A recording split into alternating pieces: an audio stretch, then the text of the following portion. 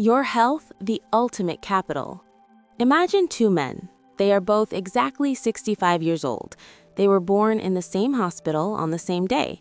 They grew up in the same neighborhood, attended the same schools, and played on the same streets as children. Throughout their lives, they followed remarkably similar paths. They both worked hard, 40 years of labor, of building careers, of providing for their families. They both married wonderful women, raised children who grew into successful adults, and watched their grandchildren take their first steps. They both saved diligently, invested wisely, and retired with comfortable nest eggs. By every external measure, their lives were identical. But today, at age 65, their realities could not be more different. Let me introduce you to the first man. His name is Richard. This morning, Richard woke up in a room that is not his own. The ceilings are unfamiliar, the walls are painted a shade of beige he would never have chosen. It took him a moment to remember where he was, room 204 of the Pleasant Valley Extended Care Facility. A nurse came in to help him sit up. His body, once strong and capable, now resists even the simplest commands.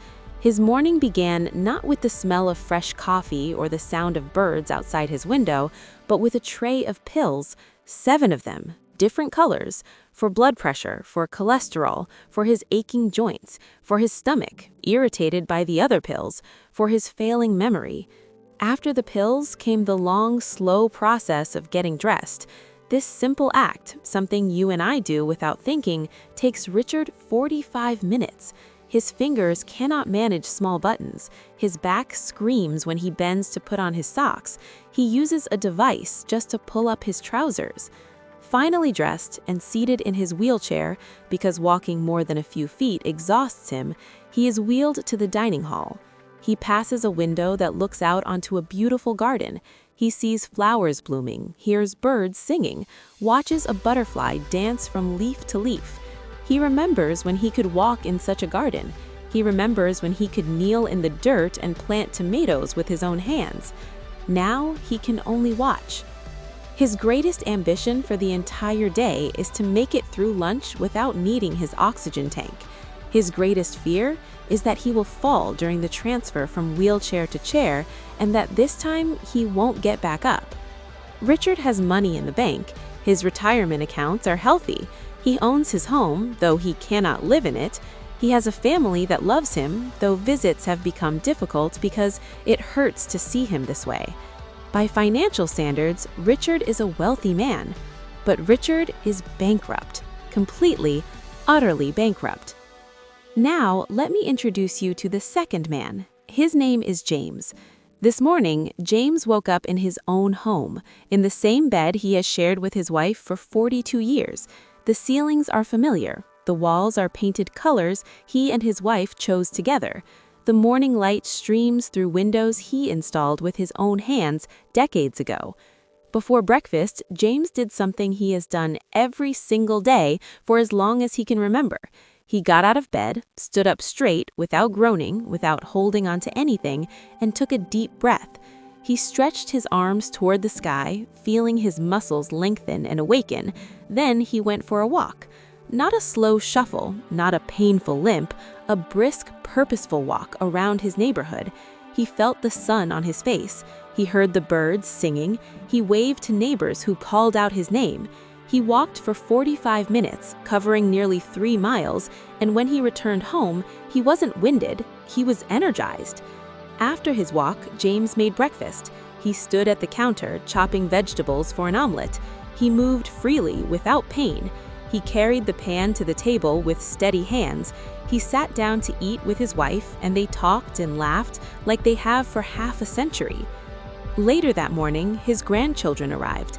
The youngest, 4 years old, ran to him with arms outstretched. James didn't just pat him on the head from a chair, he got down. He got down on the floor, on his knees, on his hands, and played. He built block towers. He crawled around pretending to be a monster. He rolled on the carpet laughing until tears came. And then, when playtime was over, he stood back up, easily, naturally, without help. That afternoon, James drove himself to a volunteer meeting at the local community center. He still serves on the board. People still seek his advice. His mind is sharp, his memory clear, his judgment valued. That evening, James helped his wife with dinner. He carried groceries from the car in a single trip, heavy bags that would leave most people breathless. After dinner, he read a chapter of a book, and this morning, he remembers exactly what he read. Two men, same age, same starting point, same financial security. What was the difference? The difference was capital, not money in the bank, something far more valuable, far more precious, far more essential. Richard spent his health his entire life, and now he is bankrupt. James invested in his health every single day, and now he is living off the compound interest of a lifetime of wise investment. The central truth: health as capital. Today, I am here to deliver a message that is more important than any stock tip, any investment strategy, any financial advice you have ever received or will ever receive. Your health is your only true capital. It is the foundation upon which everything else in your life is built. It is the currency with which you purchase every experience, every joy, every memory. And if you do not protect it, guard it, nurture it, and grow it, nothing else you own will matter. Think about it. What is wealth really? We spend our entire lives chasing it. We work 40, 50, 60 hours a week. We sacrifice time with family, time for ourselves, time for rest and recreation.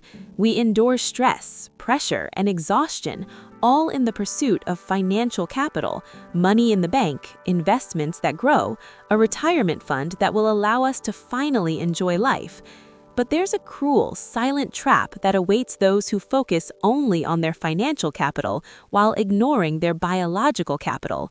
A trap so devastating, so absolute, that it renders all other wealth meaningless. That trap is this: you can spend 40 years building a fortune. You can sacrifice sleep, sacrifice peace, sacrifice your body to the stress of work and the convenience of processed food. You can build that beautiful retirement fund, that impressive portfolio, that comfortable nest egg. But on the day you finally cash in that check, on the day you finally say, "Now it's my time, now I can enjoy the fruits of my labor," your body hands you a bill that you cannot pay. You can have $1 million in the bank, but if you don't have the health to travel, you are trapped in your own home. You can own a beautiful house on a hill, but if you can't climb the stairs, you are a prisoner on the ground floor. You can have grandchildren who adore you, who run to you with open arms, but if you can't get down on the floor to play with them, you are a spectator, not a participant. You watch life through a window instead of living it. You can have a mind full of knowledge and experience, but if your memory fails, if your thoughts become foggy, if you cannot find the words or recognize the faces of your loved ones, then that knowledge is locked away forever. This is the ultimate bankruptcy. Financial bankruptcy means you lose your house, your car, your possessions. It is painful, yes, it is difficult, but you can recover. People rebuild their finances all the time. Health bankruptcy means you lose your life, not just your existence, but your ability to live, your ability to move, to think, to feel, to connect, to experience joy. And from this bankruptcy, there is often no recovery. The hard numbers. What is at stake? Let's look at the numbers, because we need to understand exactly what is at stake. We need to see in cold, hard data what happens when we neglect our biological capital. After the age of 30, if you do nothing, if you simply let time take its course, you begin to lose about 3 to 5% of your muscle mass every single decade. This process is called sarcopenia, and it is one of the most destructive forces in the human body. By the time you reach 60, that loss accelerates dramatically. You are not just losing strength, you are losing the very engine of your metabolism. Muscle is not just for lifting and carrying. Muscle is the furnace that burns fuel. It is the tissue that regulates your blood sugar. It is the armor that protects your bones and joints. When you lose muscle, your body burns fewer calories. You gain fat, even eating exactly the same food you always have. Your resting metabolism slows, making weight gain inevitable and weight loss nearly impossible. Your body becomes weaker, softer, less capable. But it gets worse. After age 35, you begin to lose bone density. This process is called osteopenia, and it is the precursor to osteoporosis. For women, this accelerates dramatically after menopause, when protective hormones decline. By neglecting your bone health, you are quite literally building a skeleton made of glass. One wrong step, one simple fall, a stumble on a rug, a slip on an icy sidewalk, a misjudged curb, and your world shatters, literally. A hip fracture at age 70 is not like a hip fracture at age 20. At 20, you heal. At 70, you decline. Statistics show that 20 to 30% of seniors who suffer a hip fracture will die within 1 year, not from the fracture itself, but from the cascade of complications that. The final story, Eleanor's secret. I want to leave you with one final story. It is the story of a patient of mine, a woman I had the privilege of caring for near the end of her long life. Her name was Eleanor. Not the imaginary Eleanor I described earlier, a real Eleanor, a woman who lived what I have been describing. Eleanor came to see me on her 90th birthday, not because she was sick, not because she had any complaints. She came because she wanted a checkup. She wanted to make sure she was in good working order for her next decade. I examined her thoroughly. Her blood pressure was perfect, 115/75, better than most 40-year-olds. Her heart was strong, with a steady rhythm and no murmurs. Her lungs were clear, her reflexes were sharp, her mind was clear, her memory intact, her conversation engaging and insightful. I was amazed. I had seen thousands of patients over the years, but Eleanor was exceptional. I had to know her secret. I said, "Eleanor, you are 90 years old and you are healthier than most of my 60-year-old patients. What is your secret? What have you done that others haven't?" She smiled at me, a warm, knowing smile, and she said something I have never forgotten, something I have shared with every patient I have seen since that day. She said, "Doctor, every morning for 70 years, I have done one thing.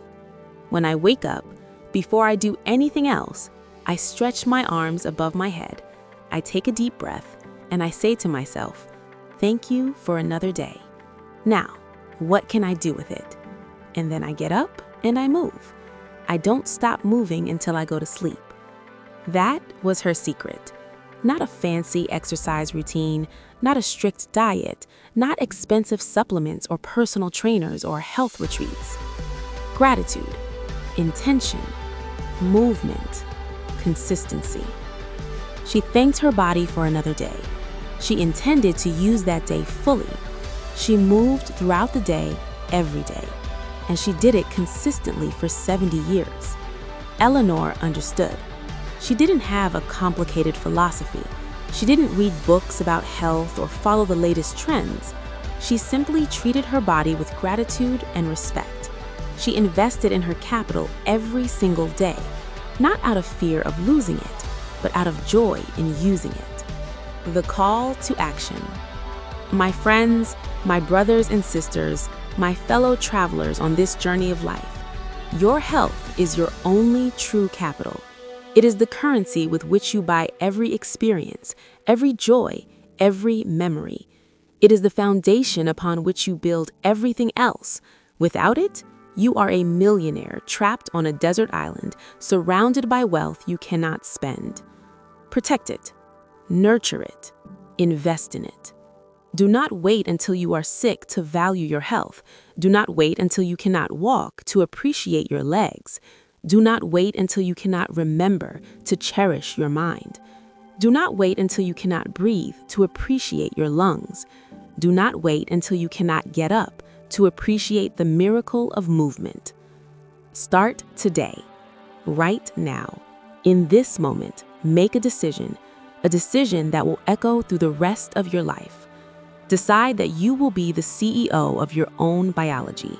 Decide that you will be the guardian of your own capital. Decide that. Thanks for listening.